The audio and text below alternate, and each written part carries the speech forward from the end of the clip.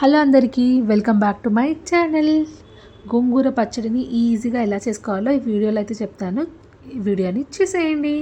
నేనైతే ఇక్కడ 2 పెద్ద గోంగూరలను అయితే తీసుకున్నాను, 2 కట్టలు. దీని ఆకులన్నీ తీసేసి దీన్ని మంచిగా వాష్ చేసుకోవాలి, ఎందుకంటే దీంట్లో డస్ట్ అయితే చాలా ఉంటుంది. ఇంకా దీన్ని కడుక్కొని సైడ్కి పెట్టేసేయండి. దాని తర్వాత ఒక కడాయిలో ఆయిల్ వేసి దాంట్లో అయితే పచ్చిమిరపకాయలు అయితే వేసుకున్నాను. నాకు ఈ పచ్చిమిరపకాయలు ఘాటుగా ఉన్నాయి కాబట్టి కొన్ని పచ్చిమిరపకాయలు అయితే వేసుకున్నాను. మీరు కారం బట్టి వేసుకోండి. ఆ పచ్చిమిరపకాయలు అన్నీ తీసేసాక దాంట్లోకి కడుక్కున్న గోంగూరను అయితే వేసేసేయాలి. దీన్ని ఆ ఆయిల్లోనే మంచిగా ఫ్రై చేసుకోండి. అదే మొత్తం మనకి పేస్ట్ లాగా అయితే అయిపోతుంది. ఆ పేస్ట్ లాగా వచ్చేంత వరకు దీన్ని అయితే కలుపుతూ ఉండండి. దీంట్లో నుంచి వాటర్ వచ్చి అదే పేస్ట్ లాగా అయితే అయిపోతుంది.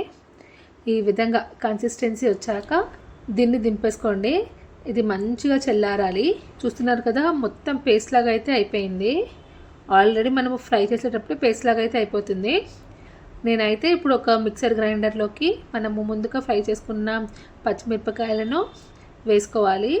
దాంట్లోకి సరిపడా ఉప్పునైతే వేసుకోవాలి. ఈ రెండింటిని మిక్సీ పట్టాలి. ఈ విధంగా కొంచెం పేస్ట్ అయ్యాక దాంట్లోకి మనము చల్లారి పెట్టుకున్న గోంగూరను అయితే వేసుకోవాలి. ఇప్పుడు దీన్ని జస్ట్ ఒక 2 సార్లు ఇలా తిప్పండి, సరిపోతుంది. పేస్ట్ లాగా అయితే అయిపోతుంది. చూసారు కదా, ఈ విధంగా కన్సిస్టెన్సీ ఉంటే సరిపోతుంది.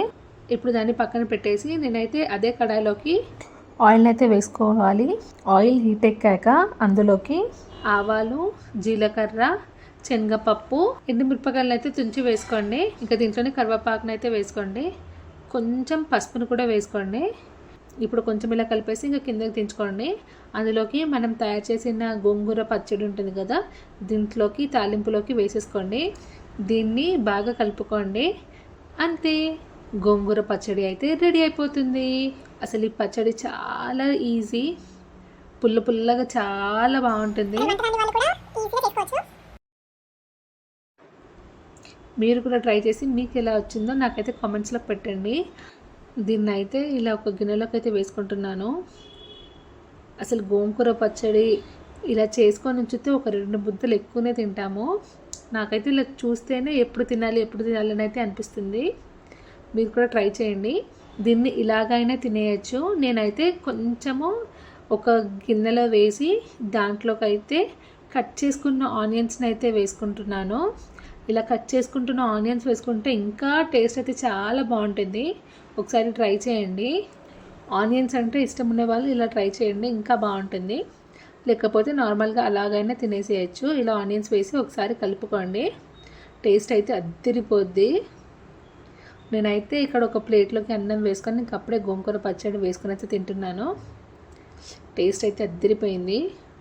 మీరు కూడా ట్రై చేయండి. మీకు ఎలాగ వచ్చిందో నాకైతే కామెంట్స్లోకి పెట్టండి. వీడియో కనుక నచ్చితే తప్పకుండా లైక్ చేయండి, షేర్ చేయండి, సబ్స్క్రైబ్ చేయడం అయితే మర్చిపోకండి. బెల్ నోటిఫికేషన్ ఆన్ చేసుకోండి. అప్పుడే నేను పెట్టే ప్రతి ఒక్క వీడియో మీ వరకు అయితే వస్తుంది. Thank you for watching.